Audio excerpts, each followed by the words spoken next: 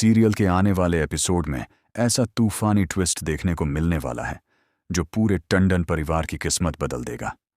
अब तक जिस दहेज विवाद को सिर्फ एक आरोप माना जा रहा था, वही मामला अब पूरे देश की सबसे बड़ी ब्रेकिंग न्यूज बनने वाला है।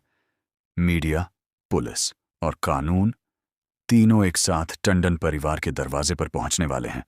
लेकिन सबसे बड़ा सवाल यही है कि क्या टंडन परिवार सच में दोषी है या फिर कोई उन्हें बर्बाद करने के लिए बहुत बड़ी साजिश रच चुका है। एपिसोड की शुरुआत होती है एक न्यूज चैनल की तेज आवाज के साथ। आज की सबसे बड़ी खबर, मुंबई के मशहूर डॉक्टर टंडन परिवार पर अपनी होने वाली बहू से 100 करोड़ रुपए का दहेज मांगने का संगीन आरोप। क्या शहर का सबसे सम्मानित परिवार अब कानून के शिकंजे में फंसने वाला है?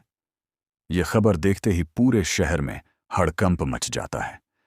सोशल मीडिया पर हैशटैग जस्टिस फॉर नैरा और हैशटैग डॉरी केस ट्रेंड करने लगते हैं। अस्पताल से लेकर बिजनेस जगत तक हर जगह सिर्फ इसी मामले की चर्चा होने लगती है। इसी बीच रिपोर्टर सीधे नायरा के सामने माइक लेकर पहुंच जाते हैं। नायरा जी, आपको कब पता चला कि आपके होने वाले ससुराल वालों पर 100 करोड़ रुपए का दहेज मांगने का आरोप है? क्या यह सच है? अचानक कैमरे की फ्लैश लगातार चमकने लगती है। नायरा कुछ पल के लिए चुप हो जाती है। उसकी आंखों में आंसू भर आते हैं। वह कुछ बोल ही नहीं पाती। तभी पीछे से राज की मां तेज आवाज में कहती हैं, नहीं, यह नहीं हो सकता। मेरा बेटा राज कभी दहेज नहीं ले सकता। चाहे कुछ भी हो जाए, वह ऐसा काम नहीं करेगा। लेकिन मीडिया लगातार सवाल पूछता रहता है। उधर राज अपने कमरे में बैठा यह सब टीवी पर देख रहा होता है। उसके हाथ कांप रहे होते हैं। वह खुद से कहता है, अगर सच में मेरे नाम पर किसी ने दहेज लिया है तो मैं ऐसी शादी कभी नहीं करूंगा। मुझे दहेज, गिफ्ट या किसी भी नाम पर लिया गया 1 रुपया भी स्वीकार नहीं है। इतने में विश्वास कमरे में आता है। वह दरवाजा बंद करके कहता है, राज, अभी भावुक होने का समय नहीं है। पहले शादी होने दो, फिर सब संभाल लेंगे। राज गुस्से में जवाब देता है, नहीं, अगर यह सब सच है तो मैं किसी की जिंदगी का सौदा नहीं बनने दूंगा। दूसरी तरफ सनी गुस्से में अस्पताल जाने की तैयारी करता है। वह कहता है, सर, मुझे अस्पताल जाना है। मेरी शिफ्ट शुरू होने वाली है। लेकिन तभी कोई उसका रास्ता रोक लेता है। अस्पताल? पुलिस ने तुम्हारे दोस्त को पूछताछ के लिए रोक रखा है और तुम्हें अस्पताल की पड़ी है। सनी तुरंत समझ जाता है कि मामला बहुत गंभीर हो चुका है।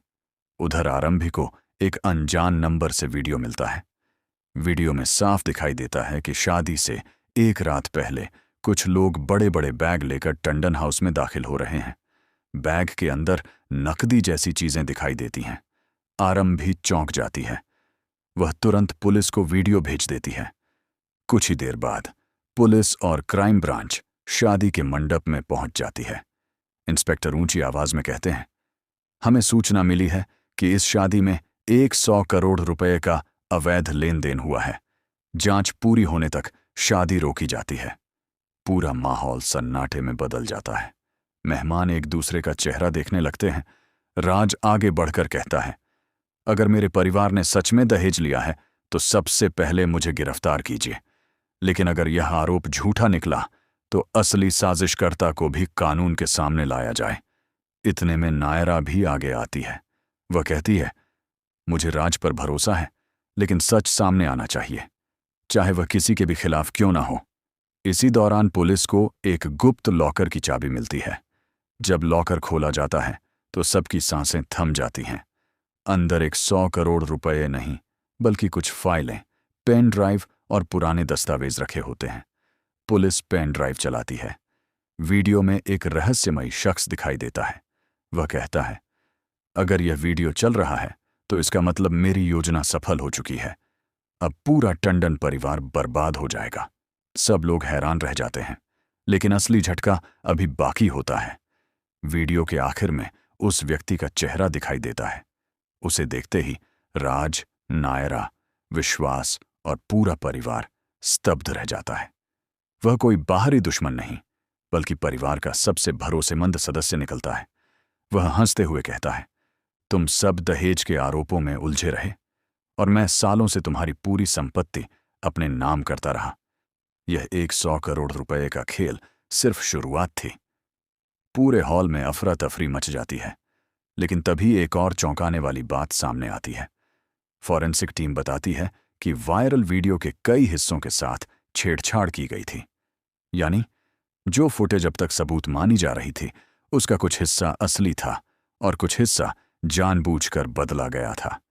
इससे जांच की दिशा पूरी तरह बदल जाती है। तभी इंस्पेक्टर कहते हैं, अब यह मामला सिर्फ दहेज का नहीं रहा, इसमें साजिश, फर्जी दस्तावेज और सबूतों से छेड़छाड़ की भी जांच होगी। जब तक जांच पूरी नहीं होती, किसी को दोषी या बेगुनाह घोषित नहीं किया जा सकता। राज नायरा की तरफ देखकर कहता है, अगर हमारा रिश्ता सच और विश्वास पर टिका है तो हम हर मुश्किल का सामना साथ करेंगे। नायरा उसकी आंखों में देखते हुए जवाब देती है, सच देर से सामने आता है, लेकिन आता जरूर है। मैं भी अब पीछे नहीं हटूंगी। तभी मंडप की लाइटें अचानक बंद हो जाती हैं। पूरा हॉल अंधेरे में डूब जाता है। कुछ सेकंड बाद एक बड़ी स्क्रीन अपने आप चालू हो जाती है। उस पर सिर्फ एक लाइन लिखी होती है, यह तो सिर्फ पहला अध्याय था, असली खेल अब शुरू होगा। स्क्रीन बंद होते ही पूरे हॉल में सन्नाटा छा जाता है। कैमरा धीरे धीरे एक रहस्यमयी शख्स की तरफ घूमता है, जो भीड़ में खड़ा मुस्कुरा रहा होता है। उसका चेहरा अब भी साफ दिखाई नहीं देता। और यहीं पर एपिसोड खत्म हो जाता है, एक ऐसे शॉकिंग ट्विस्ट के साथ जो दर्शकों को अगले एपिसोड का बेसब्री से इंतजार करने पर मजबूर कर देता है।